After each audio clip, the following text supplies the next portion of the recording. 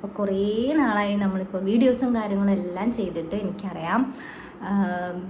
ചെറിയൊരു മടി പിടിച്ചു അതിൻ്റെ ഇടയിൽ, അതുകൊണ്ടാണ് വീഡിയോസും കാര്യങ്ങളൊന്നും ഇടാത്തത്. ആൻഡ് എനിക്ക് തോന്നുന്നു ലാസ്റ്റ് ഇട്ടൊരു വീഡിയോ എന്ന് പറഞ്ഞു കഴിഞ്ഞാൽ എൻ്റെ ഒരു ഓർമ്മയിൽ ട്രിപ്പ് പോയ വീഡിയോ ആയിരിക്കും. ആ 2 വീഡിയോസാണ് ലാസ്റ്റ് ഇട്ടത്. ഇതിന് മുന്നേ ഞാനൊരു കാര്യം പറഞ്ഞിട്ട് പോയിട്ടുണ്ടായിരുന്നു, അതിലോട്ട് വരാം. ആക്ച്വലി ഞാനിപ്പോൾ പനിയൊക്കെ പിടിച്ചിട്ട് ചെറുതായിട്ടൊന്ന് വയ്യാണ്ടിരിക്കുകയാണ്, അതുകൊണ്ടാണ് ഈ ഒരു കോലത്തിലുള്ള. സോ വീഡിയോ എടുക്കുമ്പോൾ കുറച്ച് നന്നായിക്കോട്ടെ എന്ന് വിചാരിച്ചിട്ട് കുറച്ചൊന്ന് പൗഡറൊക്കെ ഇട്ട് പൊട്ടൊക്കെ തൊട്ടിട്ട് ഇരിക്കുകയാണ്. ആൻഡ് ഞാൻ പറഞ്ഞു വന്നൊരു കാര്യം എന്താണെന്ന് വെച്ച് കഴിഞ്ഞാൽ, ഞാൻ CPC എക്സാം ക്ലിയർ ചെയ്ത കാര്യങ്ങളൊക്കെ പറഞ്ഞിട്ട് 2 വീഡിയോസ് ഇട്ടിട്ടുണ്ടായിരുന്നു. സോ അത് റിലേറ്റഡ് എനിക്ക് ഇൻസ്റ്റാഗ്രാമിൽ കുറച്ച് പേരുടെ മെസ്സേജും കാര്യങ്ങളൊക്കെ വന്നിട്ടുണ്ടായിരുന്നു. എങ്ങനെയാണ്, ടഫാണോ എക്സാം, അങ്ങനത്തെ കാര്യങ്ങളൊക്കെ ചോദിച്ചിട്ട് മെസ്സേജൊക്കെ വന്നിട്ടുണ്ടായിരുന്നു. പിന്നെ അത് റിലേറ്റഡ് കാര്യങ്ങളൊക്കെ പറഞ്ഞിട്ട് ഒരു വീഡിയോ ഇടണം എന്ന് പറഞ്ഞിട്ടുണ്ടായിരുന്നു. എങ്ങനെ എക്സാമിന് എങ്ങനെ പ്രിപ്പയർ ചെയ്യാം അങ്ങനെയൊക്കെ പറഞ്ഞിട്ട് വീഡിയോസ് ഇടണം എന്ന് പറഞ്ഞിട്ടുണ്ടായിരുന്നു.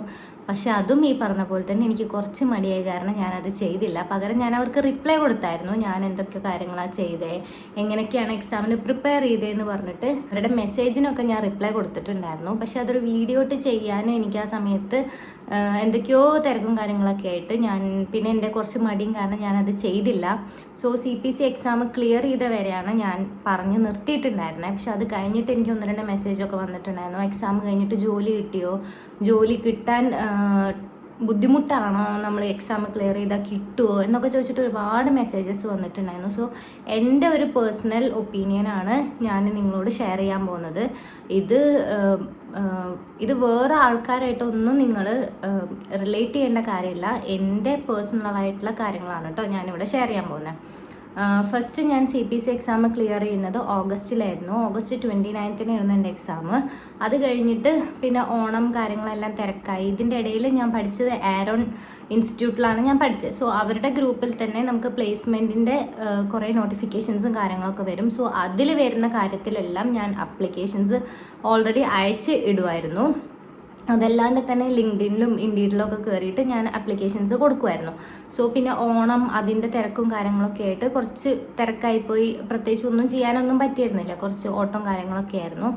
അത് കഴിഞ്ഞിട്ട് ഒരു ഒക്ടോബർ ലാസ്റ്റോട് കൂടിയിട്ടാണ് എനിക്ക് കൊച്ചിയിൽ നിന്ന് ഡൈനാമെഡ് എന്ന് പറഞ്ഞ കമ്പനിയുണ്ട്. ഡൈനാമെഡ് ഹെൽത്ത് കെയർ സൊല്യൂഷൻസ് കൊച്ചിയിലാണ്, ഇവിടെ കാക്കനാട് ഇൻഫോ പാർക്ക് ഫേസ് 2-ലാണ് അവർ വരുന്നത്, അവർ ഓഫീസ് വരുന്നത്.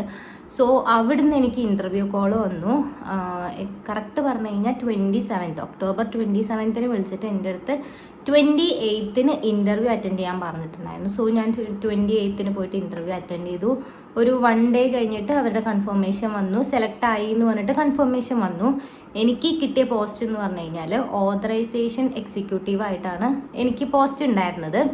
സോ കറൻ്റ്ലി അവിടെ അവൈലബിൾ ആയിട്ടുണ്ടായിരുന്ന പോസ്റ്റ് എന്ന് പറഞ്ഞു കഴിഞ്ഞാൽ ഓതറൈസേഷൻ എക്സിക്യൂട്ടീവ്സിലേക്കായിരുന്നു പോസ്റ്റ്. ആ ഒരു പോസ്റ്റിലേക്കായിരുന്നു ഇൻ്റർവ്യൂസും കാര്യങ്ങളൊക്കെ നടന്നിട്ടുണ്ടായിരുന്നത്. സോ ഇൻ്റർവ്യൂ അറ്റൻഡ് ചെയ്ത് കിട്ടി.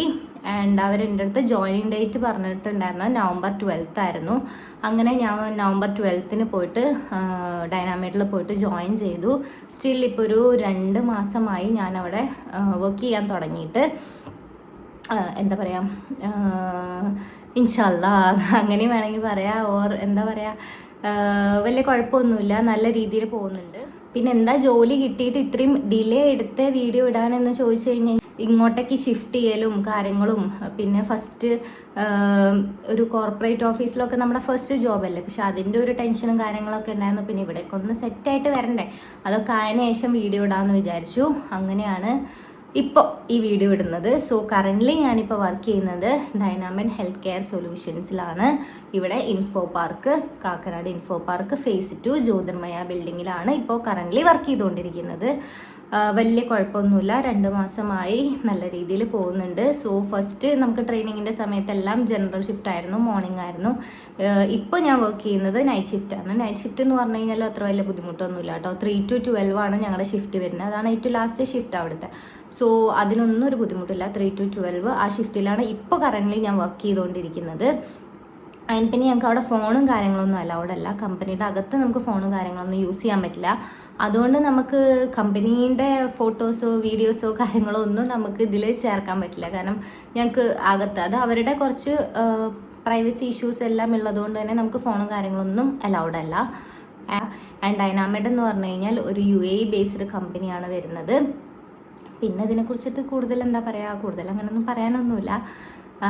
പിന്നെ എനിക്ക് പറയാനുള്ള വേറൊരു കാര്യം എന്താണെന്ന് വെച്ച് കഴിഞ്ഞാൽ, ഈ മെഡിക്കൽ കോഡിങ് കോഴ്സ് ചെയ്യുന്ന എല്ലാവരോടും പറയുന്ന ഒരു കാര്യമാണ്. കാരണം ഞാനും മെഡിക്കൽ കോഡിങ് ചെയ്യുന്ന സമയത്ത് ഫസ്റ്റ് വിചാരിച്ചത് മെഡിക്കൽ കോഡറായിട്ട് വർക്ക് ചെയ്യാമെന്നാണ് ഞാൻ വിചാരിച്ചിട്ടുണ്ടായിരുന്നത്. പക്ഷേ ഇപ്പോഴത്തെ ഒരു സെനാരിയോയിൽ എന്താണെന്ന് വെച്ച് കഴിഞ്ഞാൽ, മെഡിക്കൽ കോഡേഴ്സായിട്ട് ഇൻ്റർവ്യൂസിന് പോകുമ്പോഴാണെങ്കിലും എല്ലാവരും ഫസ്റ്റ് പ്രിഫറൻസ് കൊടുക്കുന്നത് ലൈഫ് സയൻസ് ബാക്ക്ഗ്രൗണ്ട് ഉള്ള ആൾക്കാർക്കാണ് കൂടുതലും അവർ പ്രിഫറൻസ് കൊടുക്കുന്നത്. സോ ഞാൻ ബേസിക്കലി കഴിഞ്ഞത് MSc കെമിസ്ട്രി ആയിരുന്നു.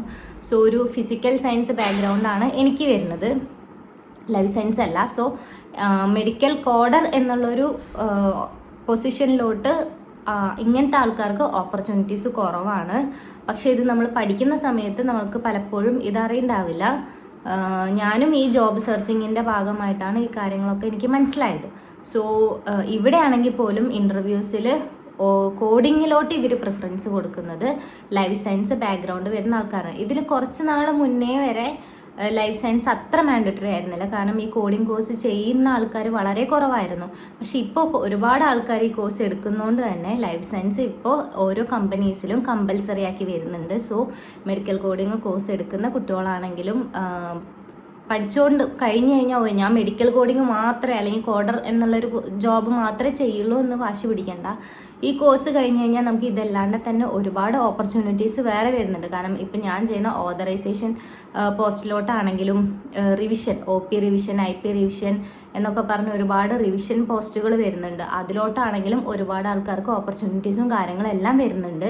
സോ നമ്മൾ ഈ ഒരു കോഴ്സ് കഴിഞ്ഞ് കഴിഞ്ഞാൽ ആരും കോഡറായിട്ട് മാത്രമേ വർക്ക് ചെയ്യൂ എന്നുള്ളൊരു വാശിയൊന്നും പിടിക്കേണ്ട. നമുക്ക് എപ്പോഴാണോ ഓപ്പർച്യൂണിറ്റി വരുന്നത് അത് യൂസ് ചെയ്യാമെന്ന് മാത്രമേ നമുക്ക് മുമ്പിലുള്ള ഒരു കാര്യം എന്ന് പറഞ്ഞു കഴിഞ്ഞാൽ. കാരണം വേറൊന്നല്ല, നമ്മൾ ഈ CPC സർട്ടിഫിക്കറ്റ് ഓരോ ഇയർ റിന്യൂ ചെയ്തുകൊണ്ടിരിക്കണം. സോ നമ്മൾ കോഡിങ് പോസ്റ്റ് മാത്രമേ വർക്ക് ചെയ്യുള്ളൂ എന്ന് പറഞ്ഞ് വാശി പിടിച്ചിരിക്കുമ്പോൾ നമ്മുടെ അത്രയും ടൈം അങ്ങ് പോവാണ്. നമ്മൾ വർക്ക് ചെയ്താലും ഇല്ലെങ്കിലും നമ്മുടെ ഈ ഒരു സർട്ടിഫിക്കറ്റ് റിന്യൂ ചെയ്തേ പറ്റുള്ളൂ. സോ മാക്സിമം നമുക്ക് കിട്ടുന്ന ഓപ്പർച്യൂണിറ്റിയിൽ കയറുക എന്നുള്ളതാണ് ഏറ്റവും ബെസ്റ്റ് ഓപ്ഷൻ.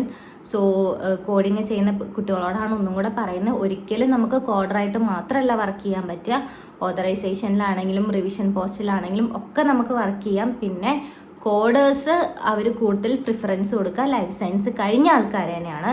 ഇത് ഞാൻ ഇൻ്റർവ്യൂസിനും കാര്യങ്ങളൊക്കെ പോകുന്ന സമയത്ത് അവിടുന്ന് കിട്ടിയ ഒരു അറിവാണ് എനിക്ക് കേട്ടോ. അത് ഞാൻ നിങ്ങളുടെ കൂടെ ഷെയർ ചെയ്തു എന്നേ ഉള്ളൂ. കാരണം നമ്മൾ പഠിക്കുന്ന സമയത്ത് ഇങ്ങനത്തെ കാര്യങ്ങളൊന്നും നമുക്ക് മനസ്സിലാവില്ല. പഠിക്കുന്ന സമയത്ത് ഓക്കെ നമ്മൾ ഇത് കഴിഞ്ഞാൽ നേരെ മെഡിക്കൽ കോഡറായിട്ട് വർക്ക് ചെയ്യുന്നു, ഈ ഒരൊറ്റ കാര്യം മാത്രമേ ഉള്ളൂ. പിന്നെ ഞാൻ പറയാം, എല്ലാവർക്കും അങ്ങനെയാണെന്ന് ഞാൻ പറയില്ല കേട്ടോ. ബൈ ലക്ക് ചില കുട്ടികൾക്ക് ലൈഫ് സയൻസ് ബാക്ക്ഗ്രൗണ്ട് ഇല്ലാണ്ട് പോലും മെഡിക്കൽ കോഡറായിട്ട് വർക്ക് ചെയ്യാനുള്ള ഓപ്പർച്യൂണിറ്റി കിട്ടുന്നുണ്ട്, ഇല്ലയെന്ന് ഞാൻ പറയുന്നില്ല. പക്ഷേ ചാൻസസ് വളരെ കുറവാണ്. പ്ലസ് ഇതിൻ്റെ കൂടെ തന്നെ ഇങ്ങനെയുള്ള കുറേ പോസ്റ്റുകളും കാര്യങ്ങളൊക്കെ വരുന്നുണ്ട്. കാരണം എനിക്ക് കോഡിങ് കഴിയുന്ന സമയത്ത് ഇങ്ങനെ ഓതറൈസേഷൻ എന്ന് പറഞ്ഞൊരു പോസ്റ്റ് ഉണ്ടായിരുന്നു, എനിക്ക് സത്യം പറഞ്ഞാൽ അറിയണ്ടായിരുന്നില്ല. ഞാൻ ഡൈനാമെഡിൽ ഇൻ്റർവ്യൂവിന് പോയതിന് ശേഷമാണ് ഓക്കെ ഓതറൈസേഷൻ എന്ന് പറഞ്ഞൊരു പോസ്റ്റ് ഉണ്ട്, അതിലോട്ടാണ് നമുക്ക് ഇൻ്റർവ്യൂ നടക്കുന്നത്, അതെന്താന്ന് പോലും എനിക്ക് അറിയണ്ടായിരുന്നില്ല. അങ്ങനെ പോയി ജോയിൻ ചെയ്ത ഒരാളാണ് ഞാൻ. സോ അപ്പോൾ അതൊക്കെയാണ് വിശേഷങ്ങൾ, അതൊക്കെയാണ് പറയാനുള്ളത്. ഇത് ഞാൻ കുറേ കാലമായിട്ട് പറയണമെന്ന് വിചാരിച്ചൊരു കാര്യമായിരുന്നു. ബട്ട് എൻ്റെ ചെറിയൊരു മടി കാരണം എനിക്കത് ഇത്രയും ഡിലേ ആയെന്ന് മാത്രം. ഇൻഫോ പാർക്ക് ജ്യോതിർമയി phase 2 ബിൽഡിങ്ങിലാണ് എൻ്റെ ഓഫീസ് വരുന്നത്. അതിൻ്റെ ബാക്ക് സൈഡായിട്ട് വരുന്ന ഒരു ഹോസ്റ്റലുണ്ട്, SBS എന്ന് പറഞ്ഞിട്ടുള്ള ഒരു ഹോസ്റ്റലുണ്ട്. അവിടെയാണ് ഞാനിപ്പോൾ സ്റ്റേ കാര്യങ്ങളെല്ലാം ചെയ്യുന്നത്, ആ ഒരു ഹോസ്റ്റലിലാണ്. സോ കുറേ പേർക്ക് ഒരു ഡൗട്ട് ഉണ്ടാവും, ശങ്കുണ്ണി എവിടെ, ഉണ്ടാപ്പു എവിടെ. അപ്പോൾ ഉണ്ടാപ്പു എന്താ ചെയ്യുക എന്നുള്ള ഡൗട്ട് നമ്മുടെ വീഡിയോസ് കാണുന്ന ആൾക്കാർക്ക് ഉണ്ടാവും. ഉണ്ടാപ്പു എൻ്റെ വീട്ടിൽ, തൃശ്ശൂർ എൻ്റെ വീട്ടിൽ എൻ്റെ അച്ഛൻ്റെയും അമ്മയുടെയും കൂടെയാണ് ഉള്ളത്. എൻ്റെ അനിയത്തി അവളും വർക്കിന് കയറി തിരൂര് ഒരു ഹോട്ടലുണ്ട് കലീസ് എന്ന് പറഞ്ഞിട്ട്, അവിടെ HR മാനേജറായിട്ടാണ് അവൾ വർക്ക് ചെയ്തുകൊണ്ടിരിക്കുന്നത്, HR ആയിട്ടാണ് വർക്ക് ചെയ്തുകൊണ്ടിരിക്കുന്നത്. സോ വീട്ടിൽ ഇപ്പോൾ കറൻ്റ്ലി അച്ഛൻ, അമ്മ, ഉണ്ടാപ്പു ആണുള്ളത്. സോ അവർ 3 പേരും അവരുടെ ആ ഒരു ഫേസ് എൻജോയ് ചെയ്തുകൊണ്ടിരിക്കുകയാണ്. ഉണ്ടാപ്പൂന് അങ്ങനത്തെ പ്രശ്നമൊന്നുമില്ല കേട്ടോ. ഇപ്പം എന്നെ ആണെങ്കിലും ചന്തുവിനെ ആണെങ്കിലും അങ്ങനെ കാണാതെ നിൽക്കുന്നു എന്നുള്ള പേരിൽ അവൾക്ക് അങ്ങനെ വാശി കാര്യങ്ങളൊന്നുമില്ല. കാരണം ആദ്യം എൻ്റെ അച്ഛനും അമ്മേനായിട്ട് അവൾ ഭയങ്കര സിങ്ക് ആയതുകൊണ്ട് തന്നെ ഞാൻ തന്നെ വേണം എന്നുള്ള വാശി കാര്യങ്ങളൊന്നുമില്ല. അതാണ് എൻ്റെ ഏറ്റവും വലിയൊരു ആശ്വാസം. കാരണം അവൾ അത്രയും നമ്മുടെ അടുത്ത് സഹകരിച്ച് നിൽക്കുന്നതുകൊണ്ടാണ് എനിക്കിവിടെ സമാധാനമായിട്ട് എനിക്ക് ജോലിക്ക് പോകാനും എനിക്ക് മടങ്ങി റൂമിൽ എത്തിക്കഴിഞ്ഞാൽ പോലും സമാധാനമായിട്ട് നമുക്കൊന്ന് ഉറങ്ങാൻ പറ്റുന്നത്. അവൾ അവിടെ വാശി പിടിക്കുകയാണെങ്കിൽ നമുക്ക് ഒരിക്കലും അങ്ങനെ പറ്റത്തില്ലല്ലോ. സോ അവളോടാണ് ഏറ്റവും വലിയ നന്ദി പറയാനുള്ളത്. കാരണം അവൾ അത്രയും നമ്മളുടെ അടുത്ത് അത്രയും മിങ്കിൾ ചെയ്തിട്ട് അങ്ങനെ നമ്മുടെ അടുത്ത് കോപ്പറേറ്റ് ചെയ്തിട്ട് നിൽക്കുന്നുണ്ട്. ഇപ്പോൾ ആള് ഡേ കെയറിൽ പോയി തുടങ്ങുന്നുണ്ട്. അക്കിക്കാവ് ഒരു ഡേ കെയർ ഉണ്ട്, അവിടെ പോകുന്നുണ്ട് മൂപ്പരിപ്പോൾ.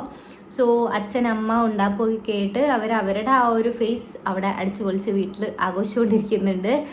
ഞാൻ ലീവുള്ള സമയത്ത് പോക്കുണ്ട് ഉണ്ടാപ്പോനെ കാണാൻ വേണ്ടിയിട്ട്. പിന്നെ ഇവിടെ ലീവും കാര്യങ്ങളൊക്കെ കുറവാണ്. 6 മന്ത് പ്രൊബേഷൻ പീരീഡ് ആയതുകൊണ്ട് തന്നെ നമുക്ക് ലീവും കാര്യങ്ങളൊക്കെ കുറവാണ്. സോ ഈ ഒരു ടൈമിൽ നമ്മൾ എന്തായാലും അത്രയും സ്ട്രഗിൾ ചെയ്താൽ മാത്രമേ നമുക്ക് ഈ ഒരു കോർപ്പറേറ്റ് വേൾഡിൽ നമുക്ക് പിടിച്ചു നിൽക്കാൻ പറ്റത്തുള്ളൂ. അങ്ങനെ അപ്പോൾ ഇതൊക്കെയാണ് എൻ്റെ പുതിയ വിശേഷങ്ങൾ.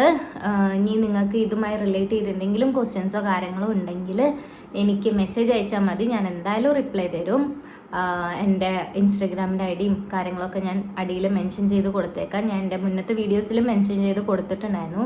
ഈ വീഡിയോയിൽ ഞാൻ മെൻഷൻ ചെയ്ത് കൊടുക്കാം. സോ പേഴ്സണലി മെസ്സേജ് അയച്ചാൽ മതി. ഞാൻ എന്തായാലും റിപ്ലൈയും കാര്യങ്ങളൊക്കെ തരും കേട്ടോ. അങ്ങനെ അപ്പോൾ ഇങ്ങനെ തന്നെ പോട്ടെ, നല്ല രീതിയിൽ മുന്നോട്ട് പോട്ടെ എന്നാണ് എൻ്റെ ഒരു ആഗ്രഹം. നിങ്ങളും അതിനു വേണ്ടി പ്രാർത്ഥിക്കുക. സോ ഇത് പഠിച്ചിറങ്ങുന്ന എല്ലാവർക്കും നല്ല രീതിയിൽ പ്ലേസ്ഡ് ആവട്ടെ എന്ന് പ്രാർത്ഥിക്കുന്നു. ആൻഡ് വേറൊന്നുമില്ല, ഇനി മാക്സിമം വീഡിയോസും കാര്യങ്ങളൊക്കെ ആയിട്ട് ഇടാം നോക്കാം, മടി മാറ്റി വെച്ചിട്ട് നോക്കാം. ആൻഡ് വേറൊന്നുമില്ല, എല്ലാവരും ഹാപ്പി ആയിട്ടിരിക്കുക. സോ നമുക്ക് നല്ലൊരു വീഡിയോ ആയിട്ട് വീണ്ടും കാണാം. ബൈ.